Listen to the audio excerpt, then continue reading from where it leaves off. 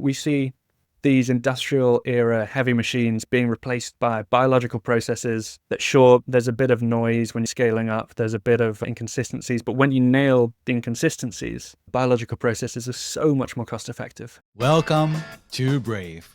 Learn from Southeast Asia's best tech leaders.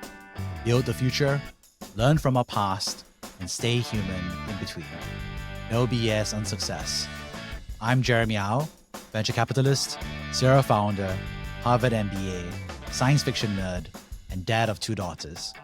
Every week, we debate startup news, interview changemakers, answer listener questions, and share personal insights. Join our movement of over 40,000 members and get transcripts, resources, and community at www.bravesea.com. Stay well and stay brave. Hey, Felix. Good to have you on the show. Yeah, great to be here. So what we're interested in is hearing about your story. Please tell everybody about yourself. So I'm Felix Collins. I'm the founder of Circle Biotech. I've been in the bio since about 2016, straight from university. Was a founder during university and made my way from the UK to Thailand, where I now live. Our company's headquartered in Singapore. We have operations in Thailand. We have teams in the UK and the US as well. What do you currently do in your company? We deploy biological ecosystems to solve protein problems. This is a scientific term. But what it really means is we use groups of different species. So we use insects, we use fungi, we use bacteria to take food waste, agricultural waste, pretty much any byproducts, and convert it into protein in an incredibly efficient way. So there are lots of different forms of novel protein. There are massive problems in the protein industry. The protein we all eat has huge carbon footprints. It has huge human footprints as well. There aren't many good alternatives. We've seen novel proteins in the human food space, beyond meat, that sort of thing. The biggest impact, we believe, can be created by changing the diets of animals. Animals aren't fussy. They don't care about branding. If you change the minds of a few farmers, you can create impact that touches millions of people. So that's what we do. Great. So let's go back to the beginning. So you've been entrepreneurial for a long time, and I think you've built 2 previous companies before this. Could you tell us about the first startup that you built out of the University of Warwick? Yeah, absolutely. So the University of Warwick, I studied psychology with some business modules. Warwick is a fantastic business school. During a psychology lecture, I learned about this thing called Korsakoff syndrome, which was utterly terrifying. It gives you dementia if you drink too much, basically. And I was a student, all my friends were students, so it was pretty concerning to my entire friendship group. I was mentioning this with one of my friends who I go to bars with and discuss business. He said, is there a way of preventing it? Effectively, it's vitamin B1, which is very alcohol soluble. So if you drink, make sure you take vitamin B supplements because alcohol strips it from your body. And so we started putting vitamins into our drinks. We put antioxidants in, over 10 different compounds into our drinks.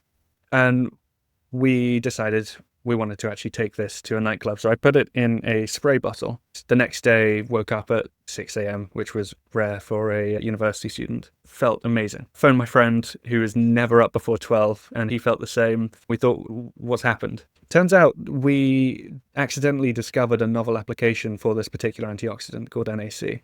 People have been trying to make it work through intravenous application, through taking pills. For some reason, putting it into a spray, spraying it under your tongue, allowed you to absorb it way more effectively than many other means. So we were getting this antioxidant that protected the body against alcohol. We thought, let's turn this into a business. We launched it at university and had a deal with a company in Thailand. My business partner was Thai. We had a deal with a company in Thailand to bring it over, market it in the nightclubs in Thailand. We raised just a small amount of money, put everything into inventory, shipped it over, and it got seized at the border. I still don't fully know what happened. I'm guessing that he didn't pay someone, but I was left completely out of the loop. So we had a big hole in our pockets, but we still believed in the product. At this time, the EU started promoting the use of insects in aquafeed, and this was a completely different industry. I'd never heard of insects in aquafeed. I had no idea about the feed industry. I had no idea about why we needed novel sources of protein. But the more I looked into it, the more compelling it became, the more finding a solution for damaging protein seemed to be. So we looked to effectively just trade insects from Thailand, which has been farming insects for hundreds of years, with Europe, but the only problem was no one in Thailand was farming the insects that the EU were promoting for animal feed. So we thought, okay, let's try starting a farm. No, I think it's really interesting. And I think what's interesting is that you've also built a second company in helping farmers and educate them. Could you share more about what you learned from there? So as soon as we learnt about the damaging impacts of protein and the potential of this little insect to help plug the gaps, we realized no one in Thailand was making it. We ran into a friend at university who was pretty well connected in Kenya. Kenya's got a good environment. It's actually got one of the leading insect research organizations called the ECP. How about we try and do a contract farming, build a company where we get loads of farmers to farm these black soldier flies. We help to lift them poverty by giving them a new revenue stream. Let's just try it out. We got support from the Queen's Commonwealth Trust, the Queen of England. We got onto the ground, but it was unbelievably difficult teaching farmers from a different culture, even when you have a Kenyan on board, teaching them about a system that is completely alien to them was a very difficult thing to do. We tried it with a few farmers and we got no traction at all. Things took like 10 times longer than they should have done. And we sat down and we had a discussion and we thought, if we actually are serious about creating impact and we're serious about creating carbon impact, it makes more sense to do this in a centralized location at a larger scale. As there are too many confounding factors, there are too many potential failure points, and it's going to be too hard to scale up. Yeah. I think it's interesting because you shared about how it's kind of difficult to educate farmers. And I think there's so many startups in Agritech who are going after this modality of working with farmers, partnering with farmers, educating them about productivity. Yeah. So what have been your learnings about this? Yeah, I think you have to work with systems that farmers already understand. And the number one system is saving money. If you come up with a way to save farmers money without them having to change much of their daily routines, I think you'll find adoption rates are far higher. There are some fantastic startups doing this. With biochar, one of our investors has a project looking at decarbonizing rice with very simple changes to farming techniques. It's easy for farmers to do, and the carbon savings are immense. So I think there have been a lot of companies that have high ambitions in how they can change farmers' behaviors, but I haven't seen many successes on that front unless you provide cost savings and slip into systems they already understand. I like what you said about how farmers most easily understand the idea of saving money. That's quite different from the pitch of normally saying that farmers should learn how to increase productivity. I guess that would be the most common. I think make more money obviously is another way of saying the same statement but in a different way. And then now you talked about saving money. Could you talk a little bit more about how your current company helps people and farmers save money from their perspective? Yeah, absolutely. So we have saved farmers on average 12% on their feed costs. Because we turn byproducts into protein, we have managed to hit quality parameters that are neck and neck with the world's leading protein commodity, fish meal. It's pretty much the top in terms of quality. And we've managed to do it at a slightly cheaper price than fish meal. What that means is we can take that protein, put it into pellets that farmers use every day. We don't even mention sustainability. We just say, hey, we have a lower cost feed for you, try it out. And farmers try it out and normally say, okay, not only is this saving us money, but we can see the differences in the animals as well. We're operating in a sector where small differences to how healthy an ingredient is go a long, long way. We've got a global food system that's much more designed on economies of scale and nutritional engineering. You might know a bit about soy, but it's the number one protein commodity. It has massive amounts of volume, 300 million tons used in animal feed a year, I think.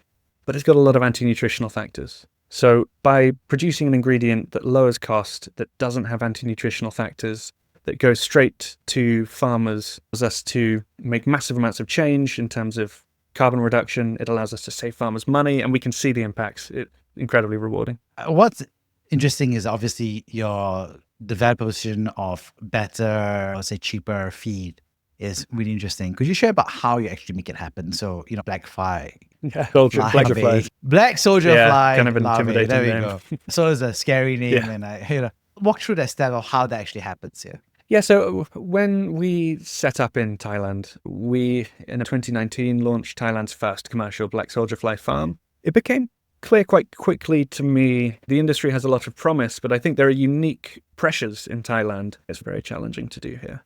And the two big ones are, number one, cost of waste is pretty high. Thai people don't like wasting things, and there's massive amounts of competition for waste, which is pretty different to Europe. And number two, the price of protein is pretty much the lowest in the world. Fish meal, the commodity I mentioned earlier, in the Gulf of Thailand, there's been huge slavery scandals where people are taken from Myanmar, put on boats, and their passports are taken and they're forced to fish trash fish from the Gulf. It's pretty horrifying, but slavery depresses price. So it's a sector with pretty tight margins. So that meant traditional black soldier fly technology, which normally gets 3 kilos of protein for every 100 kilos of input, was very, very difficult to make work here. And I had a, I guess, fortuitous experience where my co-founder that set up the Thai farm with me said, you know what, this is never going to work. He saw the unit economics and he went back to his family business.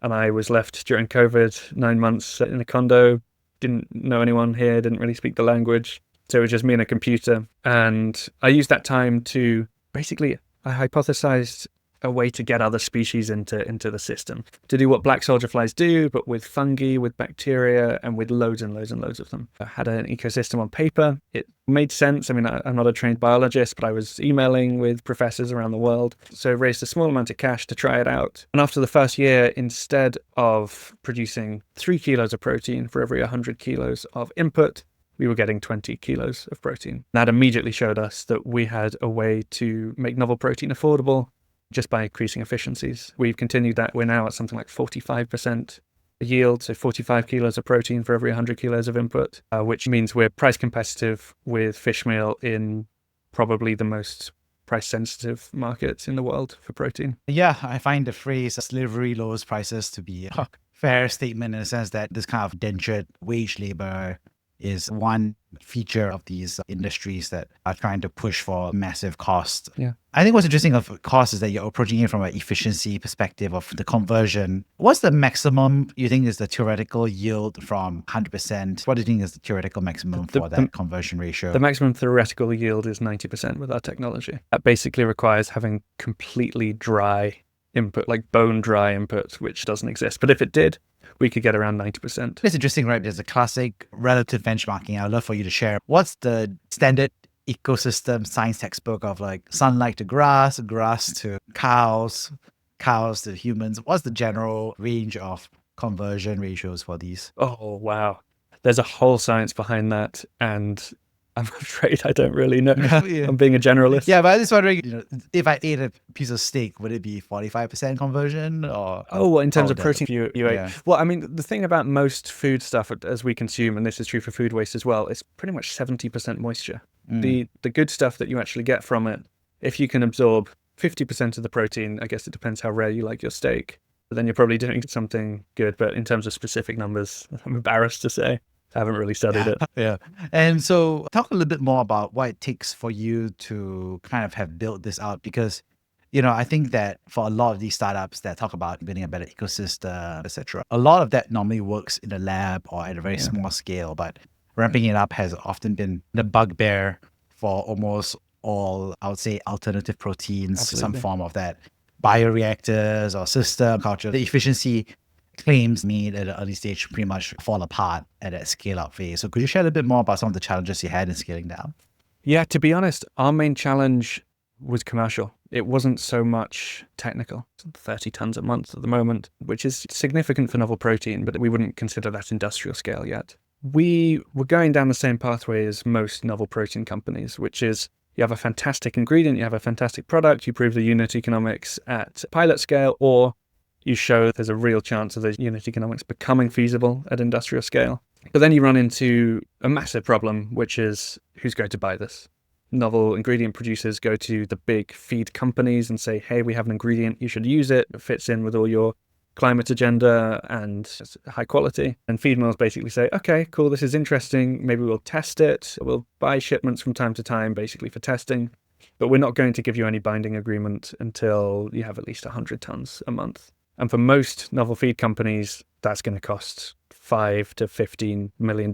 So then you're faced with a challenge of how do I raise cash to service this demand when the feed companies, certainly nowadays, are much more reluctant to give binding offtake agreements. There are a couple of cool ways to deal with that. So there's a company in Thailand that does pure black soldier fly meal called Fly Lab. They've partnered with a massive Japanese conglomerate that basically said, listen, we'll give you an agreement to buy whatever you can produce once you get past a certain scale. But for some reason, Japanese companies are much more willing to give binding agreements than the Cargills and the Skrettings. We have relationships with Cargill, we have relationships with Skretting, Nutrico, but we also just thought, listen, this is going to take years. I spoke to Alain LeBlanc at Callista, who said they spent 2 years negotiating with Cargill on a facility, and we don't really have that time as a species. We need to scale up protein. We need to double the protein we produce by 2050. We don't really know how we're going to do that. What we can get from the ocean is already fully utilized. The productivity of agricultural land is going to decrease by that time. So urgency is huge. We solved that by doing what the feed companies do ourselves at a smaller scale. We bypass them for now. And we put our ingredients into pellets, and that allows us to go straight to farmers and form direct relationships, which most importantly allows us to collect data. So we can go to the farmers, we can understand how they use our product. We can get really, really nitty gritty with what it does to their animals, what it does to their yield rates, and we can feed that straight back into our product development. And we have an iterative cycle. We can improve our product within 3 days, like a software company. And when you talk about that feedback loop, how exactly do you do that? You ask the farmer how it's going. Like, what does it mean for you to have that learning loop from your perspective? Yeah, so the most challenging thing is that certainly in Thailand, but I suspect this might be a Southeast Asian thing, you go with their gut a lot and they know their yield. But in terms of animal health, it's more just they're eyeballing it. So the big challenge is how do you turn that into concrete, actionable data? You need to go to the farms, you need to speak with the farmers, you need to build systems that work for them that also lead to actionable insights for you. And there are some weird metrics, Jeremy. So one of us was told by his father that he needed to convert to us fully instead of just buying pilot samples because the body of the shrimp was the same size as the head. A metric that I had no idea we should look for.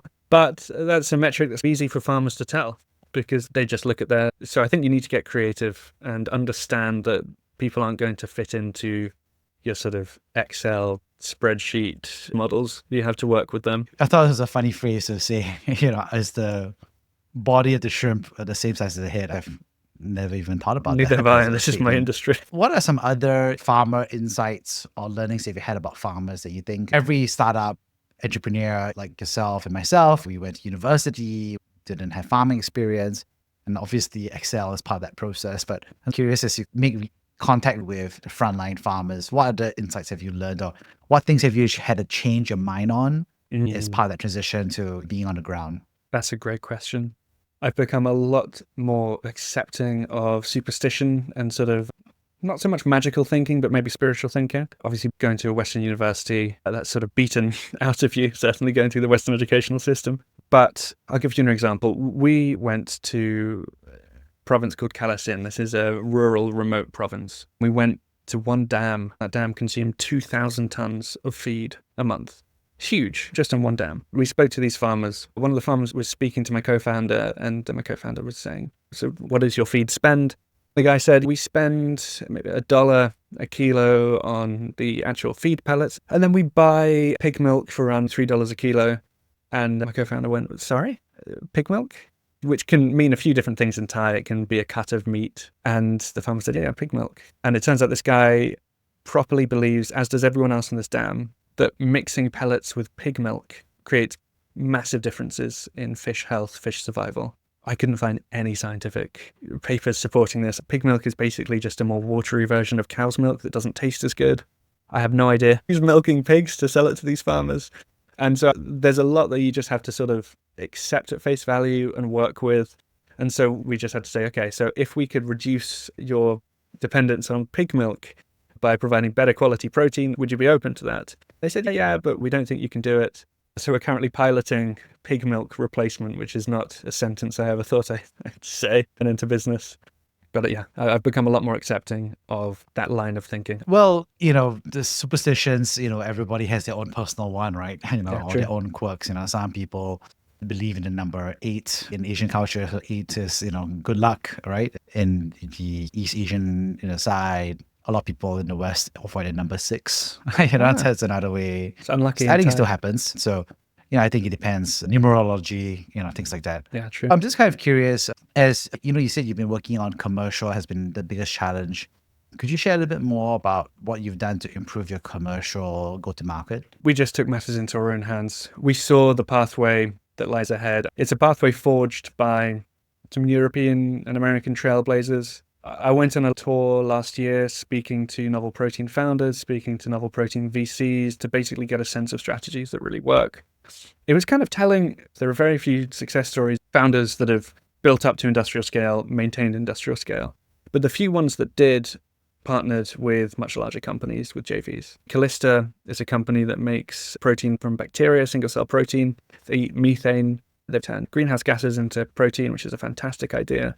But they're in their 13th year now and are still finding it difficult to get to operational commercial scale. There are two pathways, right? You can go the traditional route, go to big companies that hold your hand, that provide funding, that help you build up big plants that get you to economy of scale, or you can try and do it yourself. And when you try and do it yourself and you've got your back against the wall, you come up with creative ideas like doing the feed mill's job for them, at least for now, so you can access the market faster. And for us, the most important thing, it was accessing the market. We're a deep tech company that's been forced to monetize early.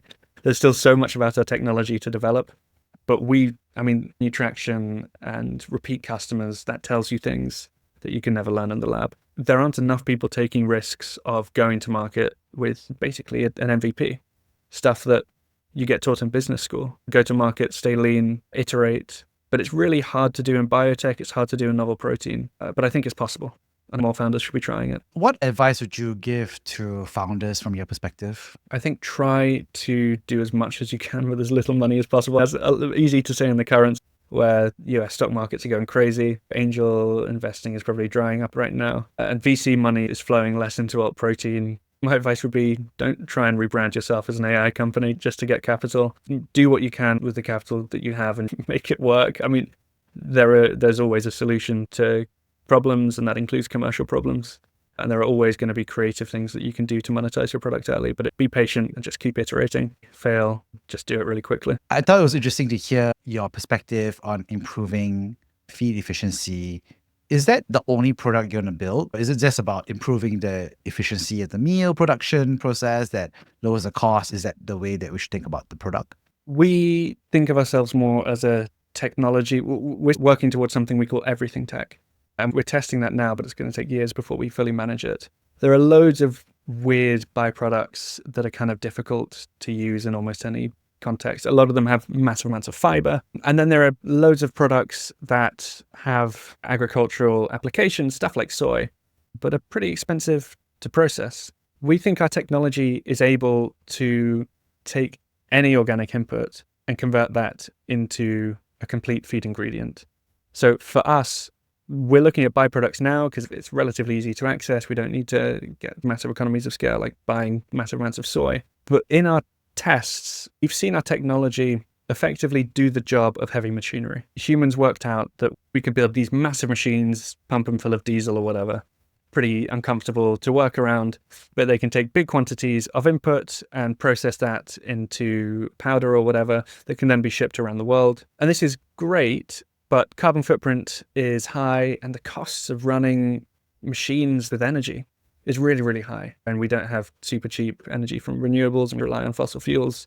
It's just expensive to run. And so we've done initial tests and we're going to expand those tests, but we've taken raw materials processed by heavy machines, not just byproducts. We put them into our technology. And at the end of the day, we've got a product that can go straight into feed pellets. Doesn't need to be mixed with anything else apart from a few additives. We see these industrial era heavy machines being replaced by biological processes that, sure, there's a bit of noise when you're scaling up, there's a bit of inconsistencies, but when you nail the inconsistencies, biological processes are so much more cost effective. They can be done locally at the source of waste, at the source of raw material, and that's where we see the future going. That's what we're betting our company on. When you look at that scale up, what do you think about Agritech from your perspective? Obviously, we had e-fishery that was, a darling. And I think there was obviously, one-stop shop across multiple components. They also were making an argument that they were helping improve the inputs process, right, for farmers as a business line. They're also helping educate farmers about how to, kind of be better with the timing and automate their feeding processes. Could you share a little bit more about how you see Agritech developing? Absolutely. And by the way, your fishery podcast was fantastic. I learned so much from that. Yeah, I think we have been looking at Agritech like it's biotech that comes from our learnings from pharmaceuticals. Long development period, especially when it's not just a software layer, and put it into the field, test it for a long time. Long development, often relying on a lot of capital, often benefiting from government subsidies. And I don't think this is a model that really needs to exist for most products. The way I think about Agritech is it's like an incredibly cheap Tesla or electric car. Think of how much money it takes to buy an electric car and look at the decarbonization impact of that. Agritech, the potential to create the impact of one electric car with 1,000th of the spend. I think that Southeast Asia specifically has the edge over Europe, it has the edge over America when it comes to implementing this technology. And because of that, I think Southeast Asia is going to be the center for the next industrial revolution in food. It's got many factors in its favor. About 90% of the world's fish production happens in Asia, and a lot of it isn't very consolidated. This was e-fisheries play. Let's consolidate, educate, and let's kind of cut out some of the middlemen. That increases efficiencies in the supply chain. When you inject lower carbon solutions, they can be biochar, they can be different ways of farming rice, they can be novel proteins. When you inject that into the system and there's no impact on costs, you do it cost effectively, you can change an industry unbelievably quickly. You don't need to build gigafactories to assemble loads of different electric car components. You don't need to build complex battery supply chains. You can turn an industry from being highly polluting, high carbon, into ultra low carbon almost overnight. I mean, we do that with farms overnight. If humanity still thinks it's important to decarbonize, food systems are going to be one of the most impactful, fastest, and to be honest, most exciting ways we can do that. I think Southeast Asia has pretty much every factor going its way. Price pressures, price sensitivity, which I think is a good thing, because it means if you compete on price, adoption's fast. It's got the right ecosystems. Maybe farmers are a bit hard to access, but networks exist. It's a phenomenal place to build a business in the sector. I think I like what you said about if you believe that you can get people to change their inputs and make this a low carbon perspective. The first thing you mentioned is the carbon intensity of the industry, the mission to lower carbon intensity. That's one. And then two, of course, is your belief that it happens quickly if you're able to figure out the inputs and the farmer behavior necessary for that. Does it come across as too optimistic? Using my normal hat on, I would be like, farming will always be high carbon and we'll get it lower carbon intensity by virtue of more productivity, but it's never really going to change. And if there's any change, it's going to be slow. How would you respond to that set of criticism? Yeah, I think business is normal. That's a fair criticism. But when you have new technology that is cost effective and doesn't rely on high tech, sophisticated, expensive systems, then I think we are seeing change all around us. I mean, the traction that's happened in biochar, and investors like biochar because you can hold the carbon in your hand, right? The traction that we're seeing in that is phenomenal. It's lightning fast. There's a company called Husk, founded in Cambodia, operating in several regions across Southeast Asia, and getting big buy-in from agricultural companies. Literally, you just install a burner to create the biochar, and you're absorbing carbon. I think that's way more effective than removing carbon from air, way less contentious. In our case, we've gone from looking at farms that consume 30 tons of fish meal a month. 1 ton of fish meal has the same impact on the environment, about 5 tons of coal. It's kind of difficult to get specific numbers, but those are scientific estimates. So if we're replacing 30 tons of fish, that's the equivalent of taking 150 tons of coal out of the system overnight with one sale. So I think business as usual is slow, massive, complicated supply chains, but it doesn't need to be like that. There are loads of companies, a lot of them under the radar, making huge changes overnight with very little fanfare. So when you think about carbon intensity and the change of that, is there a way to layer on carbon credits? It feels like everybody is saying, if you switch out carbon, you should get rewarded by carbon credits. And right now, you're obviously been rewarded by farmers who are switching from feed to you, but is there a way to layer on carbon credits as well? For our specific technology, there is a way, but you need to There's so much methodology. There have been people working on carbon credit methodologies for insect production for years. Doesn't seem to have gone anywhere. Some people are very, very close. From my perspective, this is probably an unpopular view. I think carbon taxes are going to be way more effective than carbon credits.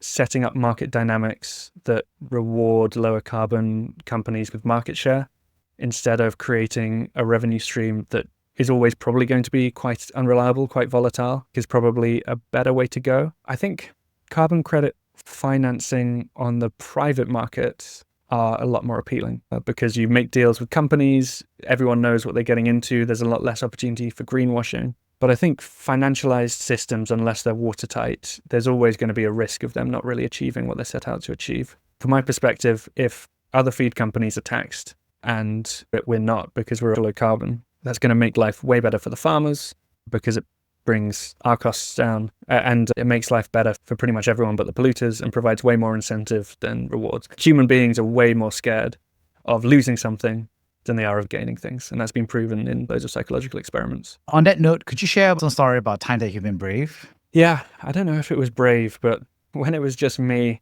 with this company on the basement floor of a townhouse that we had rented to try and basically test this technology, me surrounded by buckets of waste and worms and stinking and coming home every day absolutely exhausted. And there were points when I thought, do I have the strength to really keep going here? So I don't know if that's brave, but maybe that's resilient. And could you share about maybe some of the emotions that you had at that point of time? Incredible self-doubt. I think a lot of founders face incredible self-doubt. This was a technology that I'd basically drawn out on a flowchart and people had invested their money into seeing if this would play out. Like, how do I prove a new technology? There were just so many questions. The only thing you can do is keep your head down, keep going to the next milestone, stay focused on that. And if you fail, I think people are a lot more accepting of failure than when you're in the moment and worrying about all of that. Yeah. On that note, thank you so much for sharing. I'd love to summarize the three big takeaways. First, thank you for sharing about your early entrepreneur experience and what you learned from having your first startup fail, from effectively having your shipment seized all the way to building a second company and figuring out that educating farmers on a standalone business is difficult.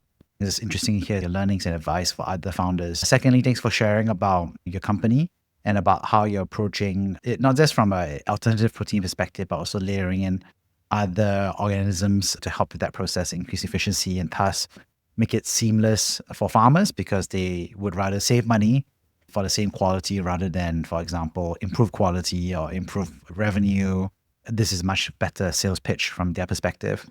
And lastly, thanks so much for sharing about Agritech in general. It's not just about the e-fishery scandal, but it's also about how you see that there's huge upside opportunity in lowering carbon intensity, the fact that it is still the industry for so many jobs across Asia, and the amount of impact that somebody can have on carbon intensity and therefore climate change. So thank you so much, Felix, for sharing your experience. Thanks so much, Jeremy. Pleasure to speak to you.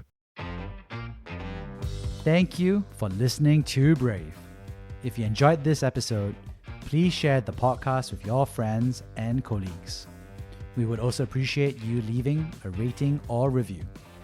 Head over to www.bravesea.com for member content, resources, and community. Stay well and stay brave.